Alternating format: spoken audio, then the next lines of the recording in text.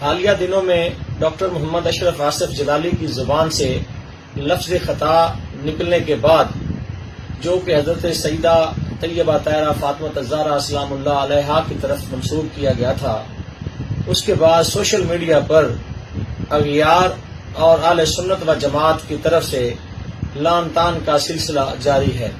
اس حوالے سے میں چند گزارشات تمام احباب کی طرف سے پیش کرنا چاہتا ہوں۔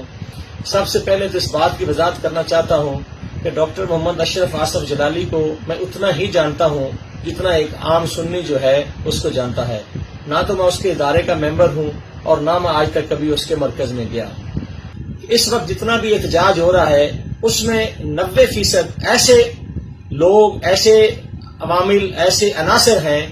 جن کو ماضی میں ہونے والی کسی بھی قسم کی کوئی گستاخی نظر نہیں آئی۔ اس وقت ان کا عالم یہ تھا کہ ماضی میں ہونے والی تمام تر جو گستاخیاں ہیں ان پر وہ آنکھوں سے اندھے تھے، وہ زبانوں سے گونگے تھے اور کانوں سے وہ بہرے تھے، اسی طرح وہ ہاتھوں سے معذور تھے اور ان کے پاؤں جو تھے وہ لنگڑے تھے۔ یہ اس لیے میں نے عرض کیا کہ ان کا یہ ریکارڈ گواہ ہے کہ انہوں نے آج تک کسی بھی قسم کی ہونے والی گستاخی، چاہے وہ دنیا کے کسی بھی حصے میں ہوئی ہو یا پاکستان کے کسی بھی حصے میں ہو، 90% ایسے لوگ ہیں کہ جنہوں نے اس پہ کوئی کردار ادا نہیں کیا ہے۔ میرا آج کا ٹاپک ہے ڈاکٹر محمد اشرف آصف جلالی کے ناکردہ جرائم اور ان کو مخلصانہ مشورہ۔ میں سب سے پہلے یہ عرض کرنا چاہوں کہ کوئی بھی مسلمان یہ سوچ نہیں سکتا کہ وہ حضرت سیدہ طیبہ طاہرہ سلام اللہ علیہا کی شان میں دانستہ یا غیر دانستہ کوئی جو ہے وہ گستاخی کر بیٹھے۔ کی جائے کہ ایک ایسا عالم جو چٹائی سے اٹھا اور دنیا اسلام میں اس نے اپنا نام پیدا کیا، یہ ممکن نہیں کہ وہ دانستہ طور پر سیدہ پاک سلام اللہ علیہا کی شان میں گستاخی کرے۔ اب میں عرض کرنا چاہتا ہوں کہ وہ 90% طبقہ اہل سنت و جماعت کا ڈاکٹر صاحب کے خلاف کیوں ہے۔ میں ڈاکٹر صاحب آپ پر جو آج فرض جرم عائد ہو چکا ہے، کچھ اور آپ کے جرائم ان لوگوں کو بتانا چاہتا ہوں تاکہ آپ پر یہ اور جو ہے اپنے دل کی بھڑاس جو ہے وہ نکال سکیں۔ میری نظر میں آپ کا سب سے پہلا جرم یہ ہے کہ آپ اس پاکستان میں اور دنیا بھر میں اشیاء حضرت امام احمد رضا خان فاضل بریلی علیہ رحمہ کی تعلیمات اور ان کے نظریات کے فروغ کے لیے جو ہمتاً مصروف عمل ہے اور وقتاً فوقتاً افکار رضا سیمینارز کا انعقاد کرتے ہیں، وہ ایسے لوگوں کو ایک آنکھ نہیں بھاتا۔ میرے بھائی تاج الشریعہ مولانا اختر رضا دھری رحمت اللہ علیہ کے بعد وارث علوم اعلی حضرت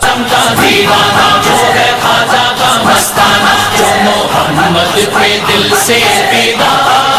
ہے وہ بریلی کا احمد رضا ہے۔ دوسرا آپ کا جو میں سمجھتا ہوں کہ وہ یہ جرم ہے ان لوگوں کی نظر میں کہ آپ نے سارا سال سے عقیدہ توحید سیمینارز کیے، جس میں آپ نے رافضیت، جس میں آپ نے خارجیت، جس میں آپ نے ناسبیت کا رد کیا اور علماء اہل سنت کی تحقیقات کی روشنی میں، قرآن و حدیث کی روشنی میں آپ نے اہل سنت کا واضح موقف کیا اور شرک اور بدعت کے جو فتوے ہم پر لگتے تھے آپ نے اس کا رد کیا۔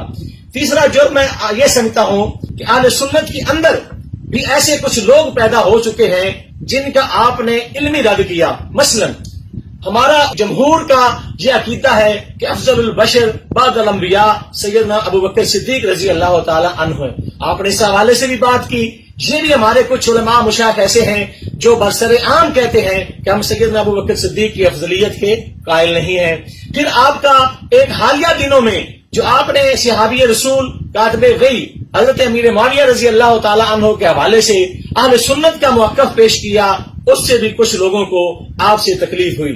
اگلا جرم جو ان کے نزدیک ہے وہ یہ ہے کہ جو مزارات اولیاء کرام کے جو روحانی فیوز و برکات کا مراکز ہے ہمارے لیے، ان پر جو خرافات ہیں اور ان پر جو نشئی لوگ اور ان پر جو اس قسم کے لوگوں کے قبضے ہیں اور دین کے خلاف باتیں ہوتی ہیں، اور وہ ایسے اللہ کے ولی جن کے آج گدی نشین جو مریدوں کے نذرانوں پہ کروڑ پتی اور ارب پتی بن چکے ہیں، جب آپ نے مزارات پر خرافات ختم کرنے کی بات کی اور ان پر ایسا نظام لانے کی بات کی کہ جو شریعت کے مطابق ہو، تو یقیناً ان لوگوں کو بھی آپ سے تکلیف ہوئی ہوگی۔ تین تے کچھائیں اور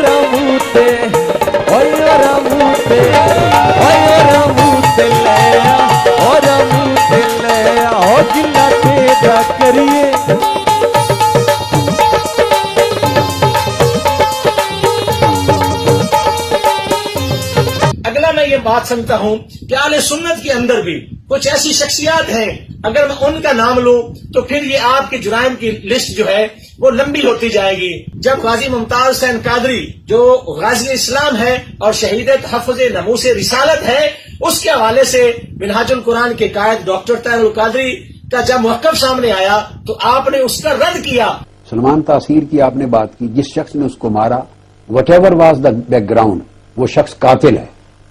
اس کو قاتل ہونے کی حیثیت سے سزا ملنی چاہیے تھی۔ تو میں یہ سمجھتا ہوں کہ یہ وہ عوامل ہیں 90% جو تحریکوں کی صورت میں، تنظیموں کی صورت میں، شخصیات کی صورت میں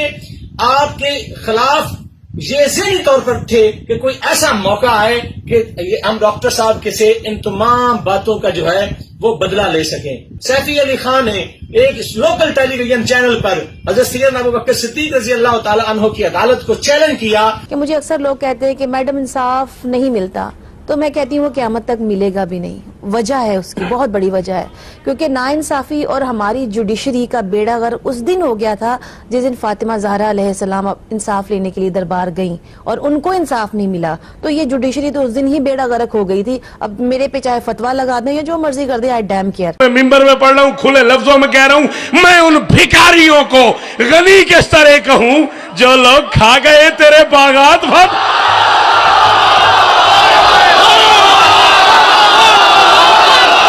جو لوگ کھا گئے تیرے باغات فاطمہ، اور ممکن نہیں کہ میں رضی اللہ کہوں انہیں کرتی رہی ہے جن کی شکایات۔